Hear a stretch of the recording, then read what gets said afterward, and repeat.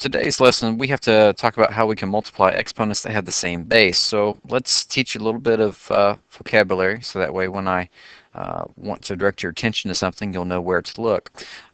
Whenever you look at whatever is below the exponent, and it's this x in this part, we'll call it the base, and then the exponent's that little number that's floating up above it. And let's get straight into it. Let's multiply exponents that have the same base. So if you notice right here, these two exponential expressions, they have the same base. They're both the base of x.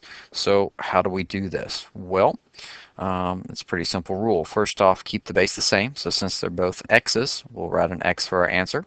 And then you've got one more thing to do. Since we're multiplying them, we want to actually add up the little exponents. And so the 3 and 2 are added together, and that equals 5, and so we would put that for our answer. So if I said, hey, simplify this, multiply these exponents that have the same base, it would be x to the 5th. Now, why does this trick work? Well, remember what an exponent means. Like x to the 3rd means that there's actually 3 x's being multiplied together. And x to the 2nd actually means there's 2 x's being multiplied together. So how many x's are actually multiplying each other? Yeah, 5. And you can go through all of this trouble, or you can just remember our simple little rule of taking a look at the exponents and adding them up to equal 5. It's a lot easier. Now, there's 3 small details I want you to keep in mind, and these are the dirty tricks that can be thrown at students to cause them to miss questions. So if you can recognize these details and know how to handle these situations, you'll be in a much better spot. Take a look at this one. X to the 4th times x to the 10th equals x to the 14th. That's great. They have the same base, so we'll just wind up adding the exponents. But remember, you need to make sure that they're actually multiplying each other, that x to the 4th is multiplying x to the 10th. If it's like a plus sign or minus sign, you can't go through and add them. So they've got to have the same base, and they've got to be multiplying each other. So that's the first dirty trick. And what they'll do is they'll throw something in there like this sometimes, x to the 4th times y to the 10th. And because they don't have the same base, you can't do that adding because it's not an x and it's not a y over here. It's just you can't put them together.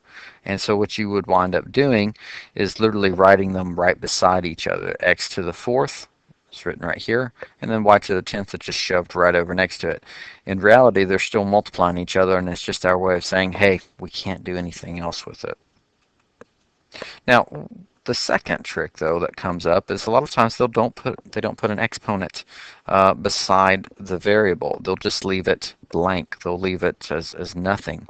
And what a lot of people will do is they'll come over here and they'll be like, hey, it's x to the 10th because 10 plus 0 is 10. Well, I understand the thinking, but it's incorrect because really there is an x sitting right over here, and it should be x to the 1st power, and you just have to know to put a 1 there. So I would write the 1 right there and then just go, hey, they have the same bases, they're multiplying each other, make it x to the 11th. Now, if you're still having a hard time understanding why I have to put the 1 here, ask yourself this. If there was no exponent right here, let's just cross this out. How many x's are right there? 1x. This is x to the 10th, so there's 10 x's multiplying each other. And this x over here is multiplying these 10 x's over here. How many x's do we have? 11. So if you decided to count this 1x as nothing, as a 0, x to the 0 power, and just say, hey, it's x to the 10th of the answer, it's wrong. You're off by 1. So you want to make sure that when you come across the scenario where there's no exponent on a variable and you're multiplying, you need to go ahead and put that 1 right there. Now, this is the third one, and this is where people can start to get a little bit confused, so just bear with me, okay? Sometimes they're going to be putting numbers in front of the variables. So this 2 and this 4. We're going to refer to them as coefficients. When you see a number in front of the variables, they're coefficients. Here's how you get around this. Multiply the coefficients. 2 times 4 is 8. And then come back for your variables that have the same base. See, x here and x there. Don't forget this x, since it didn't have an exponent, we'll just put a 1 there, and 1 plus 10 is 11, so it's x to the 11th. So let's see what you learned. Let's see if you can simplify these. Take the coefficients, 2 times 5 is 10, and then add up the exponents, so it'd be x to the 14th. Right here, we've got coefficients of 6 and 3, so 6 times 3 is 18. Um, both of our bases are an x, so we'll put an x right there. And it's not 4 plus nothing, it's 4 plus 1.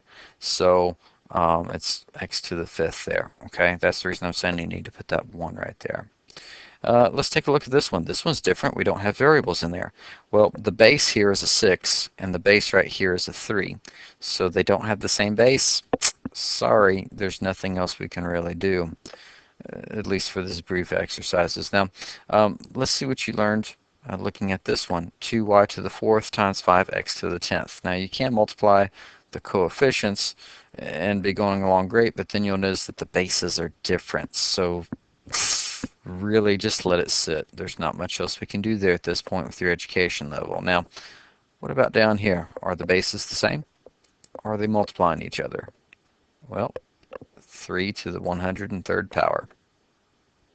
Hopefully that gives you an idea of how to multiply exponents that have the same base.